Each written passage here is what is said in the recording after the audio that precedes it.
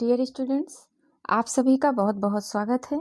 इस वीडियो में आप देख रहे हैं बादल राग कविता का सारांश और साथ ही बादल राग कविता के प्रश्नोत्तर देखेंगे जो कि आपकी आरोह पुस्तक के हैं, और लघु प्रश्नोत्तर भी देखेंगे, जैसे बादल राग कविता का मूल भाव क्या है, बादल को विप्लव के बादल क्यों कहा गया है, आदि सभी प्रश्नों के उत्तर आप इस वीडियो में देखेंगे। बहुत ही महत्वपूर्ण वीडियो है आपके लिए, तो ध्यान से इस वीडियो को देखिए। और वीडियो को देखने से पहले कृपया चैनल को सब्सक्राइब कर लीजिए और वीडियो को शेयर जरूर कीजिएगा। आइए सबसे पहले देखते हैं बादल राग कविता का सारांश और उसके बाद देखेंगे बादल राग कविता के प्रश्नोत्तर। बादल राग कविता का सारांश देखिए। सूर्यकांत त्रिपाठी निराला आधुनिक हिंदी साहित्य के छायावाद के प्रमुख स्तंभ माने जाते हैं। निराला जी साम्यवादी चेतना से प्रेरित कवि हैं। बादल राग इनकी ओजपूर्ण कविता है। इस कविता को उनकी सुप्रसिद्ध काव्य संग्रह अनामिका से लिया गया है। इसमें उन्होंने शोषक वर्ग के प्रति घृणा और शोषित वर्ग के प्रति गहरी सहानुभूति और करुणा के भाव अभिव्यक्त किए हैं। निराला जी की सहानुभूति पूर्ण रूप से पूंजीपति वर्ग के विरोध में खड़ी और शोषित कृषक वर्ग के प्रति है। अमीरों ने ही दीनहीन के वर्ग के शोषण के रूप में अपार सुख समृद्धि की प्राप्ति की है। अपने ऊंचे ऊंचे महल खड़े कर लिए हैं। वे चाहते हैं कि शोषित वर्ग एक साथ मिलकर पूंजीपतियों के विरुद्ध विद्रोह की लहर उत्पन्न करे, क्रांति की मशाल जगाए और पूंजीपतियों को नष्ट कर दे। क्रांति के बादलों की घोर गर्जना सुनकर धनी और पूंजीपति वर्ग के लोग डर से कांप उठते हैं। तब उन्हें गरीबों के साथ किए गए अपने व्यवहार की याद आती है। उसे अपने पाप डराने लगते हैं। उसे अब लूट जाने और मारे जाने का डर सताने लगता है। वह अपनी अति सुंदर पत्नी की निकटता पाकर भी डर से कांपते हैं। उसे प्रतीत होता है कि अब उसे कोई नहीं बचा सकता।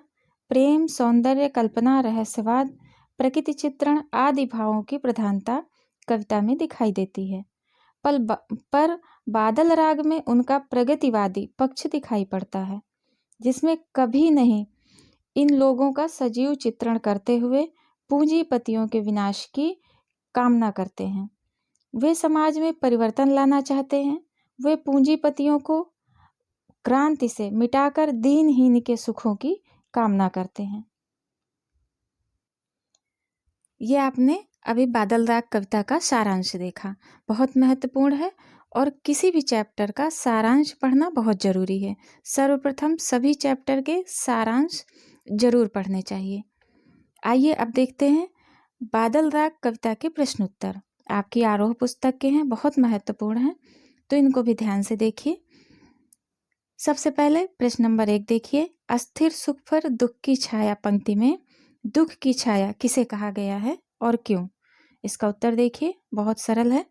निराला जी की बादल राग कविता मार्क्सवाद पर आधारित है, जिसमें बताया गया है कि शोषित वर्ग मतलब गरीब वर्ग के जीवन में सुख का समय नहीं आता है।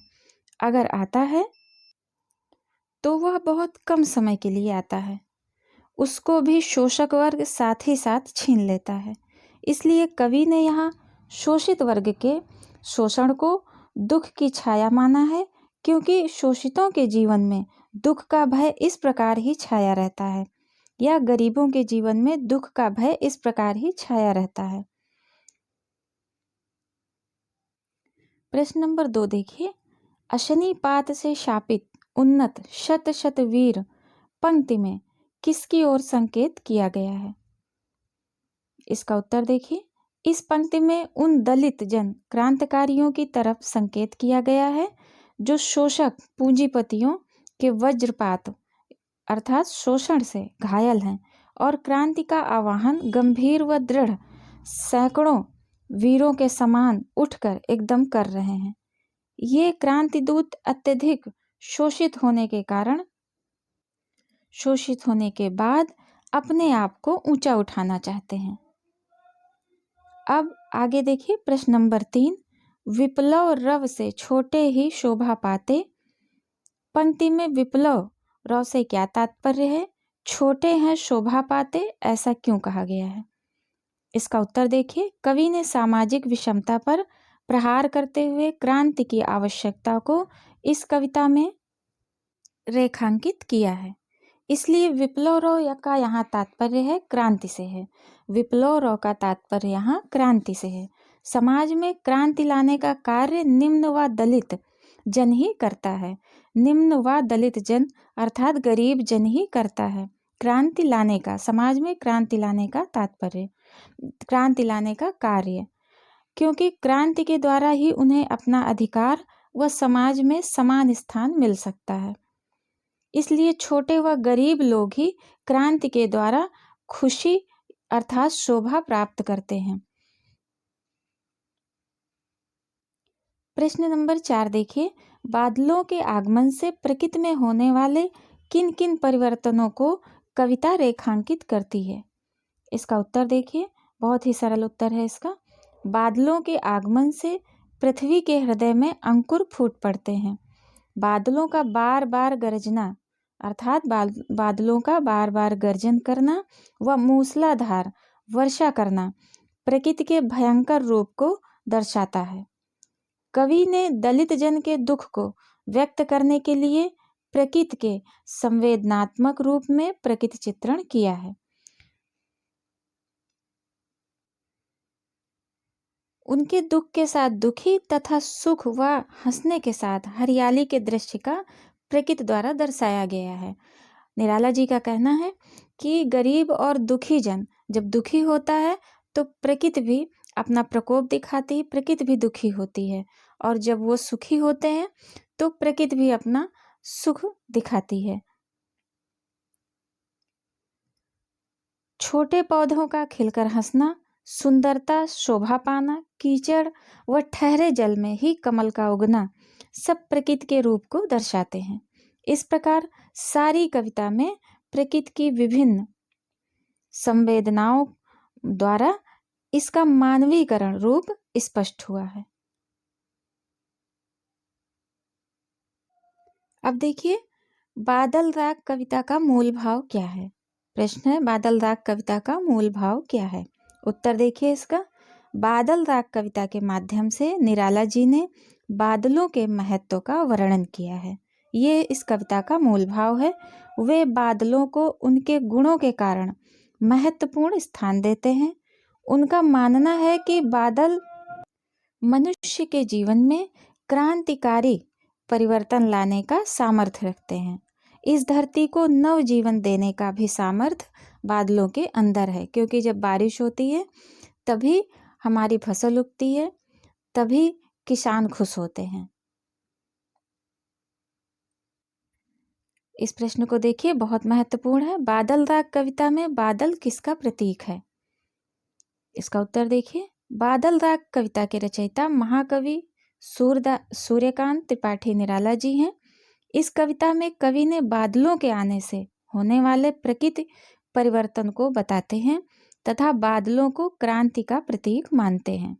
बादल राग कविता में बादलों को क्रांति का प्रतीक माना गया है। बादल राग कविता में बादल किसका प्रतीक है? बादल क्रांति का प्रतीक है। इस प्रश्न को देखिए, बहुत महत्वपूर्ण है, और जो भी प्रश्न हम आपको बताते हैं सब बहुत ही महत्वपूर्ण सिलेक्टिव प्रश्न होते हैं, तो इनका अभ्यास जरूर करें, बार बार लिख कर देखें और इनको कहीं नोट कर लें। तो इस प्रश्न को देखिए, बादल राग कविता में सुखों को क्या बताया गया है? बहुत महत्वपूर्ण प्रश्न है। इसका उत्तर देखिए, सुख हवा के समान चंचल है। बादल राग कविता में सुखों को क्या बताया गया है? सुखों को बताया गया है कि सुख हवा के समान चंचल है तथा अस्थायी है। सुख हवा के समान चंचल है और अस्थायी है, वो स्थायी रूप से नहीं है, एक जगह सुख नहीं ठहरता है। बादल संसार के जले हुए हृदय पर निर्दयी प्रलय रूपी माया के रूप में हमेशा स्थित रहते हैं। बादलों की युद्ध रूपी नौका में आम आदमी की इच्छाएं भरी हुई रहती हैं। कवि कहता है कि हे बादल, दीनहीन जनों के जीवन में सुखों की वर्षा करो। अब इस प्रश्न को देखिए, बादल राग कविता में लघु मानव किसे बताया गया है? बादल राग कविता अनामिका में 6 खंडों में प्रकाशित है और यहाँ उसका 6ठा खंड लिया गया है। लघु मानव आम आदमी को बताया गया है। बादल राग कविता में लघु मानव आम आदमी को बताया गया है। आम आदमी के दुख से त्रस्त कवि यहाँ बादल का आवाहन करते हैं, क्रांति के रूप में आवाहन कर रहे हैं, क्योंकि विप्लव रव से छोटे ही शोभा पाते। किसान मजदूर की आकांक्षाएं बादल को नवनिर्माण के राग में पुकार रही हैं। बादल राग कविता में लघु मानव किसे बताया गया है? लघु मानव आम आदमी को बताया गया है। डियर स्टूडेंट्स, आशा करते हैं कि वीडियो आपके लिए बहुत उपयोगी होगा और अन्य वीडियोस को देखने के लिए कृपया चैनल को सब्सक्राइब कर लीजिए और वीडियोस को शेयर ज़रूर कीजिए। हम आपके मंगल जीवन की कामना करते हैं। Have a nice day.